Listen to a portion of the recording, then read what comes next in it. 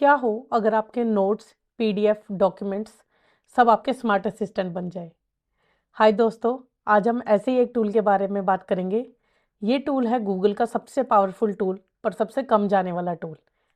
इस टूल का नाम है नोटबुक एलएम। आपने शायद इसके बारे में कहीं सुना भी होगा। ये आपके पीडीएफ से झट आंसर निकाल कर दे सकता है। ये आपके नोट्स को पॉडकास्ट बना सकता है। ये आपके रिसर्च पेपर से या फिर आपके डॉक्यूमेंट से स्लाइड्स, रिपोर्ट, इन्फोग्राफिक्स सेकंडों में बना सकता है। अगर आप टीचर हैं, प्रोफेशनल हैं या कोई स्टूडेंट है, ये टूल आपके बहुत काम आने वाला है। चलिए देखते हैं इसके बारे में।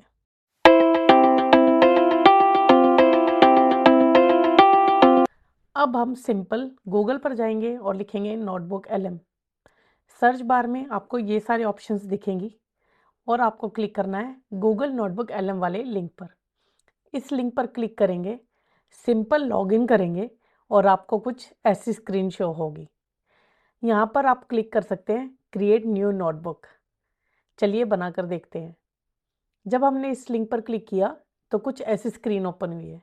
आप सबसे ऊपर क्या देख सकते हैं, लिखा हुआ है create audio video from YouTube video, document, PDFs.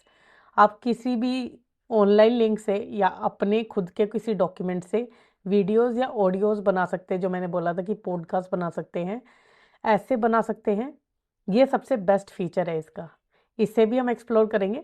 पहले स्टार्ट करते हैं ईजी कि कैसे इसे यूज़ करें।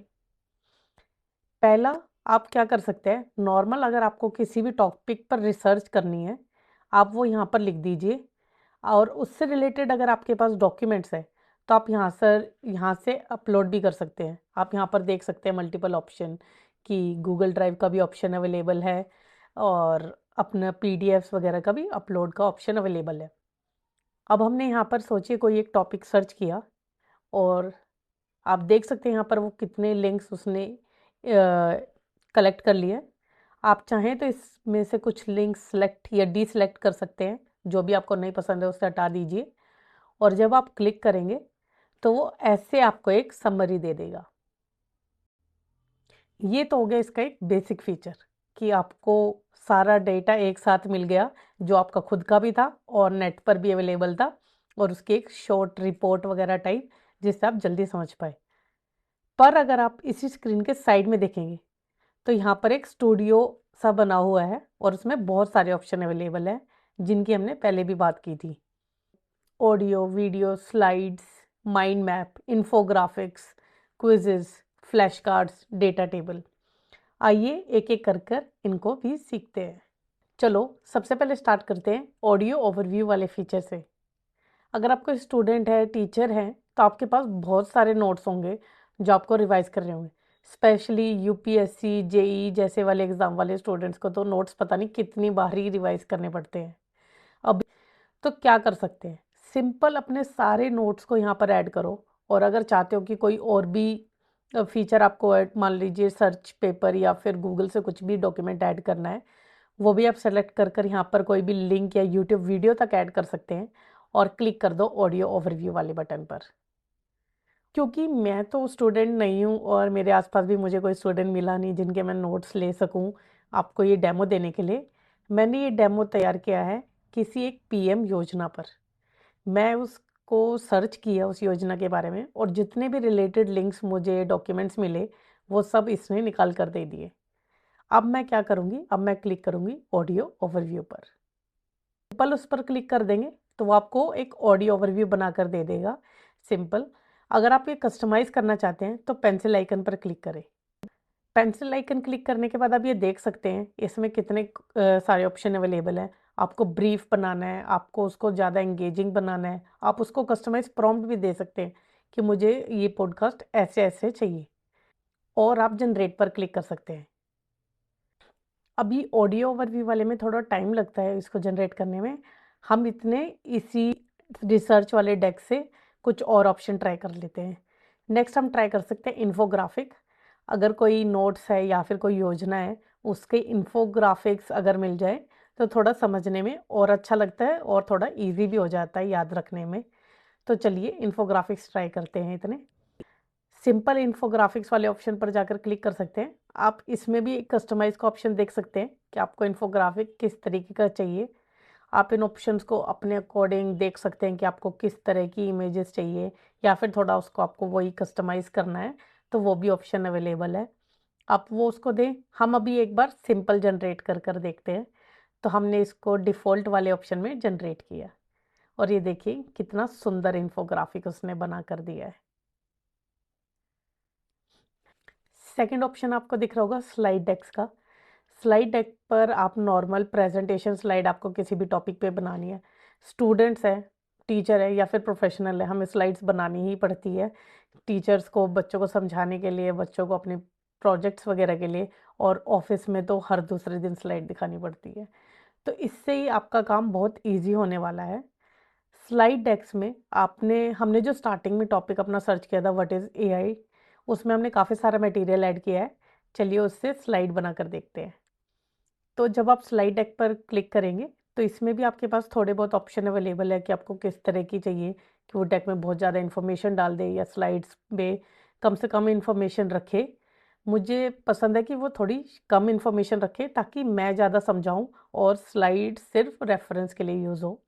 तो मैंने उसको ये चीज़ सेलेक्ट की, एडिट किया थोड़ा, और बनने के लिए क्लिक कर दिया। तो ये मैंने पहले ही बनाकर रखी थी डेमो देने के लिए। तो देखते हैं स्लाइड कैसी दिखेगी। नेक्स्ट इसमें हमारा ऑप्शन है वीडियो ओवरव्यू का। वीडियो भी बनने में टाइम लगता है, तो हम एक बार इसको मैंने पहले से बना कर रखी है। मान लीजिए आपकी कोई फैमिली रेसिपी है, और आप उससे एक वीडियो बनाना चाहते हैं दिखाने के लिए, क्योंकि आप रेसिपी से ज़्यादा एक वीडियो फॉलो कर कर ज़्यादा समझ पाएंगे।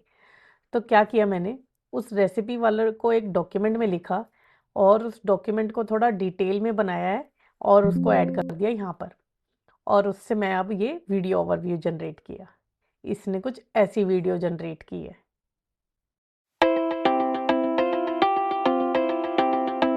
नेक्स्ट हमारा ऑप्शन है माइंड मैप। माइंड मैप से चीज़ें याद करना बहुत इजी हो सकता है, स्पेशली अगर किसी चीज़ का कोई प्रोसेस है या कोई फ्लो है तो मैंने जो पहले एक प्रधानमंत्री योजना सर्च की थी अपने पहले ऑप्शंस आपको दिखाने के लिए, उससे ही मैंने एक माइंड मैप बनाया ये सुंदर सा। और आप किसी मान लीजिए आपको कोई लोन लेना है और उसका प्रोसेस समझना है, तो वो भी आप डॉक्यूमेंट इस पर अपलोड कर सकते हैं, और उसको बोल सकते हैं कि एक माइंड मैप बना दीजिए, जिससे आपको पता लग जाएगा कि पहले आपको ये स्टेप करना है, दूसरा स्टेप ये है, और बहुत ईजी हो जाएगा चीज़ें याद रखने में भी। नेक्स्ट ऑप्शन हमारा आता है डाटा टेबल्स, रिपोर्ट और इन्फोग्राफिक्स वगैरह। इन्फोग्राफिक तो हमने पहले ही सीख लिया था। डाटा टेबल और रिपोर्ट चलिए हम एक ही साथ सीख लेते हैं। मान लीजिए आप रिसर्च कर रहे हैं कि गोल्ड प्राइस लास्ट 2 ईयर में कितना फ्लक्चुएट कर रहा है, और लास्ट ईयर तो बहुत ही ज़्यादा फ्लक्चुएट कर रहा था। तो आप थोड़ा उसके ऊपर रिसर्च करना चाहते हैं, तो आप क्या कर सकते हैं, आप सिंपल इस पर जो हमने वेब सर्च से जैसे पहले लिंक सर्च किए थे, हम सर्च करेंगे गोल्ड प्राइसेस के लास्ट 2 ईयर में, और इतने सारे इसने डेटा निकाल कर दिया है। आइए इन पर एक रिपोर्ट बनाते हैं, और इसी से हम बनाएंगे डेटा टेबल, क्योंकि डेटा टेबल से आपको समझना ईजी हो जाएगा कि कब ज़्यादा पैसे बढ़ रहे थे, कम हो रहे थे प्राइजेज में, किस चीज़ से क्या इफेक्ट आ रहा था। जब आप रिपोर्ट पर क्लिक करेंगे, आप देख सकते हैं कितने सारे ऑप्शन अवेलेबल हैं। आप यहाँ तक कि चूज़ कर सकते हैं, क्योंकि रिसर्च में तो बहुत सारी चीज़ें आई होंगी, डॉक्यूमेंट्स में बहुत सारी इन्फॉर्मेशन होगी।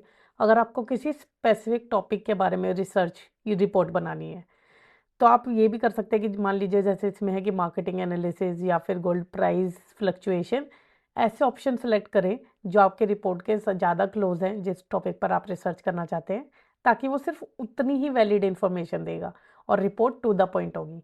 तो ये कमाल की रिपोर्ट, जब हमने क्लिक किया तो इसने ऐसी एक कमाल की रिपोर्ट बना दी। सिमिलरली डेटा टेबल में भी आप चूज़ कर सकते हैं, या फिर उसे कस्टमाइज प्रॉम्प्ट भी दे सकते हैं कि डेटा टेबल इस चीज़ की हो और थोड़ी ऐसी दिखनी चाहिए, तो वो बिल्कुल वैसी ही डेटा टेबल बना देगा। तो अगर हम इसमें डेटा टेबल, मैंने तो डिफ़ॉल्ट ही चूज़ किया है, डिफ़ॉल्ट में भी आप देखिए इसने कितनी कमाल की डेटा टेबल बना कर दी है। हमारा ऑडियो ओवरव्यू अब रेडी है, चलिए उसे सुनते हैं। आज हमारे पास प्रधानमंत्री मुद्रा योजना यानी पीएमएमवाई के नियमों और डेटा पर मुझे तो ये बहुत कमाल का लगा। अब इसका ऑप्शन रह गया है फ्लैश कार्ड और क्विज वाला। दोनों काइंड ऑफ सेम है, पर किसी को फ्लैश कार्ड के थ्रू लर्निंग पसंद है, किसी को क्विजेज वगैरह ज़्यादा पसंद है। तो अगर आपने मेरी पुरानी वीडियो देखी हो जिसमें मैंने इंग्लिश सिखाई है चैट जीपीटी के द्वारा 15 मिनट में, उसका पहला स्टेप है रोज के नए 5 शब्द सीखना। मैंने एक क्विज बना दी है डेली 50 वर्ड्स जो हम यूज़ करते हैं इंग्लिश के लिए, उनके मीनिंग पर। तो अब देखते हैं कैसी बनी है। क्विज और फ्लैश कार्ड दोनों में ही सिमिलर ऑप्शन अवेलेबल है कि आपको ज़्यादा हार्ड क्विज बनानी है या फिर आप कस्टमाइज भी कर सकते हैं अपने अकॉर्डिंग। तो मैंने इसको थोड़ा सिंपल ही रखा है। मैंने थोड़ा स्टैंडर्ड लेवल की क्विज और फ्लैश कार्ड्स बनाए हैं। देखते हैं कैसे क्रिएट हुए हैं।